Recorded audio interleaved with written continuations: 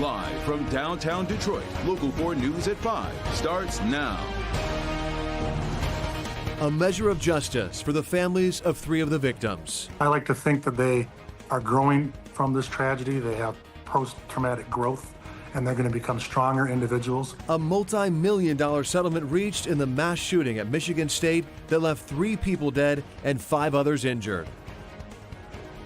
And tonight, 3 of the 5 people injured in that shooting have reached a $29.75 million settlement with the school. Thanks for joining us at 5. I'm Ty Steele. I'm Kimberly Gill. While the settlement may help bring closure, many are still dealing with the lasting effects of what happened that night. So let's get out to Pamela Osborne. She's live tonight. Pam, were any of the students willing to talk to you today? Well, it wasn't anything that they were wanting to talk about today, but we did speak to their attorneys, not only about this settlement, but to get an update on how they're doing, and more specifically, how that shooting itself has impacted their day-to-day lives. The settlement announced today is yet another step forward for 3 of the 5 survivors of the MSU campus shooting. His tenacity, his spirit to fight, to regain as much physical function and restoration as possible. John Howe was shot in the back as he tried to escape gunfire within Berkey Hall, leaving him a paraplegic from the chest down.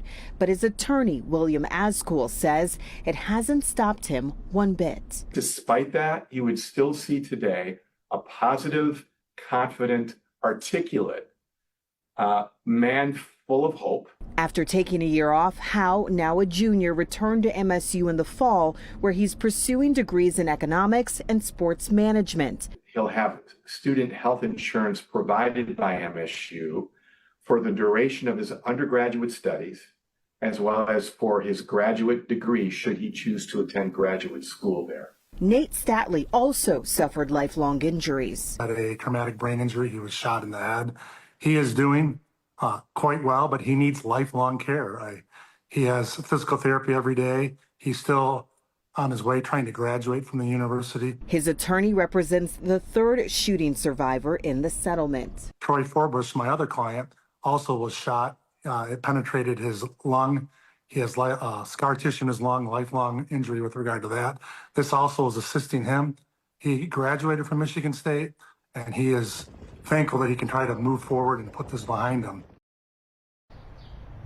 And the attorney you heard from there last noted this was a rare occasion where the university was really willing to sit down and meet with them and handle this outside of the courtroom. He said that typically isn't always the case, and that they stepped up and did the right thing in this instance. As for MSU, they did release a statement offering their condolences, as well as their hopes that the settlement will provide some relief to the students and their families who've been impacted by all of this.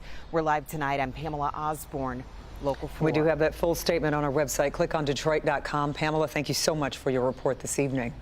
Now we go to the results of a mental health evaluation of a Detroit mother accused of killing her own son and burying his remains in her backyard. A court ruled 41-year-old Brandy Pierce incompetent but restorable.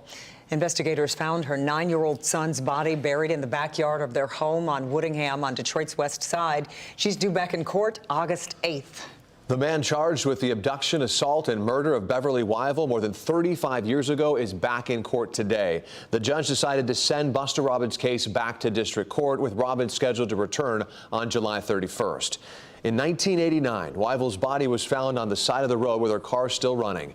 DNA evidence from 1989 rape kit tested in 2024 links Robbins to the crime through forensic genealogy. Buster remains under investigation for other cases, with child pornography found on his tablet. His bond is set at $5 million. Our other top story tonight, leaders in the city of Los Angeles are pleading for calm after days of violent protests. This all comes after President Trump sent 700 U.S. Marines to patrol the streets. Jay Gray is in downtown L.A. for us tonight. Good evening. Good evening, and it's been relatively calm here to this point, though the crowd is growing, and so are concerns for many in Los Angeles after what's been 4 days of immigration raids and at times violent protests. Morning traffic moving through intersections that for days had been locked down by police. The show of force in downtown Los Angeles early reduced to a handful of officers and National Guard troops. Still, graffiti scribbled across buildings and walls marks the chaos unfolding here. Overnight, protesters again clashing with police, demanding an end to ongoing immigration raids across the city. Don't break families apart, or don't come here terrorize this community. Cars burned, businesses looted. In several areas, the disruptions met with tear gas, flashbang canisters, and rubber bullets. The violence we saw last night, there is just no way to view it as unacceptable. President Trump calling in more federalized National Guard soldiers and 700 Marines, saying without that, Los Angeles right now would be on fire, and we have it in great shape and not playing around. California Governor Gavin Newsom saying it's the president who sparked the fires and fighting here, posting on social media. This isn't about public safety. It's about stroking a dangerous president's ego. This is reckless, pointless, and disrespectful to our troops. Troops, including police, in the middle of a political tug-of-war and facing growing tensions and anger along the front lines of protest here. Multiple prayer vigils are scheduled for this evening, including one at Grand Park, not too far from here. We are also learning now that ICE agents could continue their raids for up to 60 days here in Los Angeles. I'm Jay Gray. Now back to you. For weeks, there have been very few dull moments when it comes to Hamtramck City government and the City Council, and a meeting tonight is expected to be more of the same. The council is meeting amid turmoil on multiple fronts. The Hamtramck police chief and the city manager are both on leave after serious allegations. Also, multiple council members are under investigation after allegations came out that they don't even live in the city where they serve. The meeting is slated for 7 o'clock tonight. We'll keep you posted. In the meantime, snap the QR code on your screen right there. That's going to take you to our step-by-step timeline of the multiple investigations going on in the city of Hamtramck right now. We've also put the link on the homepage of our website. Click on Detroit.com.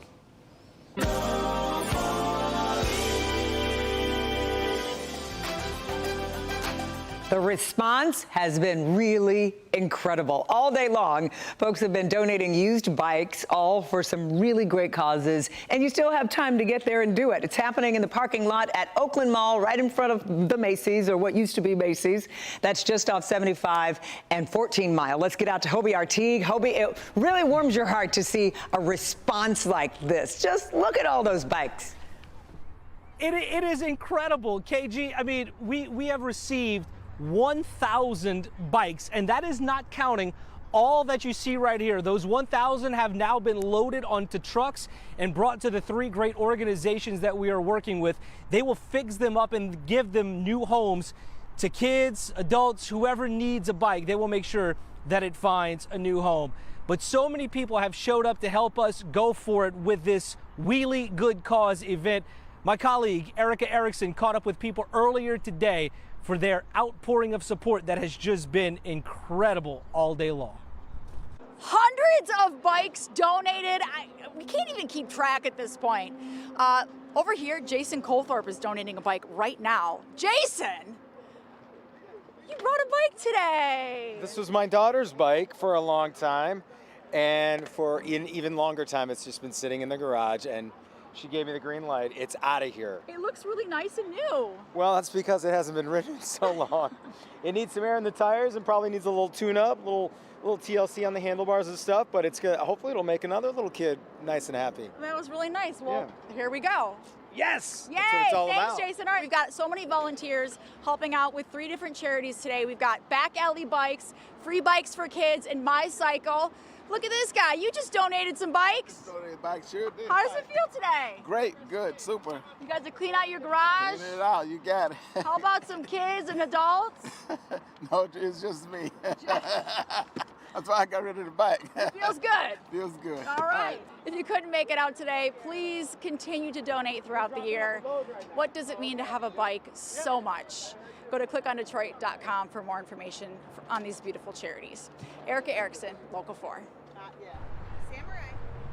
And look at the line of cars that is still here waiting to donate bikes. We'll be here until 6 o'clock tonight. I'm here with my friends right here, though. This is Stella, who has been barking. She's saying that You should get out here. Yeah, tell them what's up. We're here until 6 o'clock if you want to join us here at Oakland Mall to donate a bike that you might have laying around, because it can go to a really good cause and to a new home. We're live at Oakland Mall tonight. HobieRT. Wow, car full of St. Bernards. Looks like it sounds like she's saying, watch Local 4. Watch Local 4. That's great. Fantastic day. It was really nice. And every bike, it seemed to have a story. I enjoyed talking to everybody. People drove as far as an hour and a half away. Just incredible.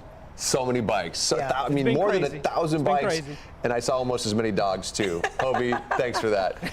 All right, let's get over to the forecast and the clouds moving in as we take a live look here outside from our Belleville sky camera. Yeah, kind of gray out there. Also, some good news when it comes to the air quality. Finally, it's improved over the course of the day. We love to hear that. Yesterday's storms seem to have cleared everything out. And now, from the looks of it, heat's getting ready to move in. Let's get to Brett Collery's and Kim Adams tonight, Brett. We're below normal now, but tomorrow. Above normal. It's going to feel quite toasty across southeast Michigan. You will notice a difference. But in the meantime, a very nice evening setting up across southeastern Michigan. The clouds that we have are going to be diminishing, and with that, these numbers will fall quickly overnight tonight. Most of us are in the low to mid 70s, but we've also got some gusty winds around. So hang on to your hat the next little bit. Gusting over 30 miles per hour in Pontiac, 23 in Howell, 24 at Metro Airport. It's all thanks to this area of low pressure that's been influencing our weather the past couple of days, even giving a couple of spotty showers in parts of St. Clair and Sanilac counties